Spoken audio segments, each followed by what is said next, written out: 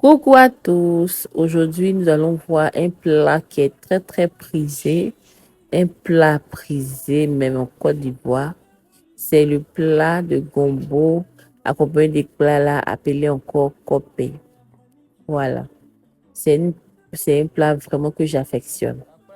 Pour ce faire, nous allons avoir besoin de la potasse ou du bicarbonate si vous en avez.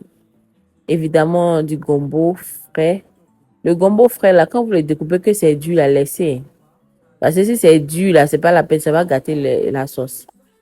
Donc, du poisson fumé, comme toujours, un peu de sel, du cube d'assaisonnement si vous en consommez, du piment, et un peu de protéines, quoi, animales. Voilà, nous allons mettre dans une marmite, nous allons mettre tous nos animaux dans la marmite, comme ceci.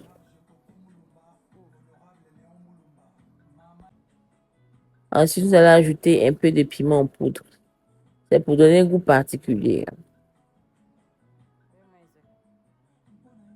Mais avant de continuer la même là, mes parents bêtaient là, aïe aïe aïe, pardonnez, il y a fait sauce graine là, vous dites c'est pas comme ça on fait sauce graine chez les bêtés.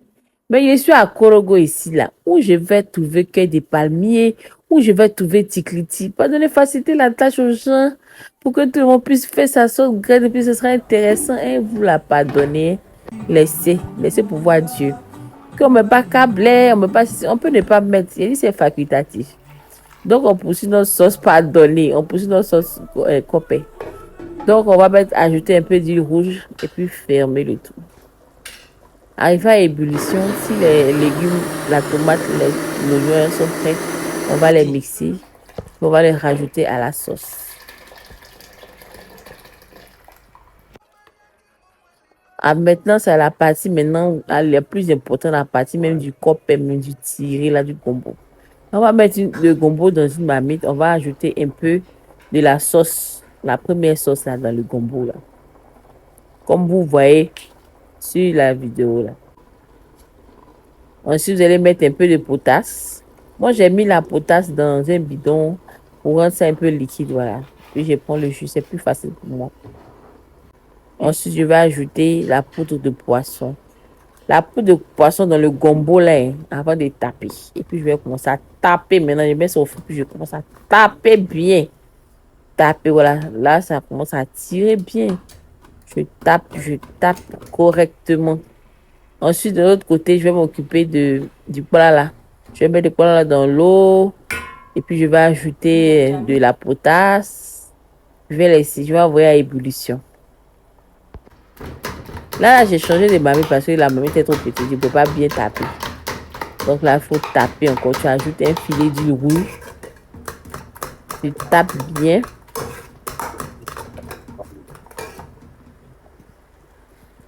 Tu ajoutes ta poudre de crevettes. L'autre, c'était poudre de poisson.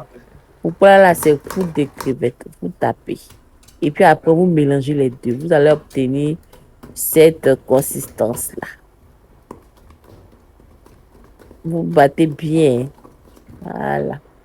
Après, maintenant, il y a d'autres qui font sauce cope et disent que ça ne réussit pas. Voilà le secret. C'est-à-dire que quand tu mets ta sauce là, la première sauce là, tu réduis ça d'abord avant d'ajouter le gombo. Parce que si tu mets le gombo en petite quantité, ça va devenir léger. Donc, tu diminues d'abord, puis tu mets le gombo. Et puis après, tu rectifies l'épaisseur, si c'est ce que tu veux ou pas. Mais quand tu vas mettre beaucoup d'eau, puis tu vas mettre gombo dedans, ça va pas être coupé. Donc, il faut réduire. Et puis, au fur et à mesure, tu complètes l'eau. Maintenant, tu regardes le gombo là. Si le gombo est devenu marron comme ça, les grains là, c'est cuit. Il y a d'autres qui laissent ça tirer, ils vont augmenter. Si tu veux que ça tire encore plus, tu peux rajouter la potasse. Mais moi, j'étais là, c'était parfait pour moi. En tout cas, je me suis régalée, régalée. Là, même le plat, elle même baigné, mais dans la sauce copée comme ça. Je vous invite. Bon appétit. Ouvrez la bouche.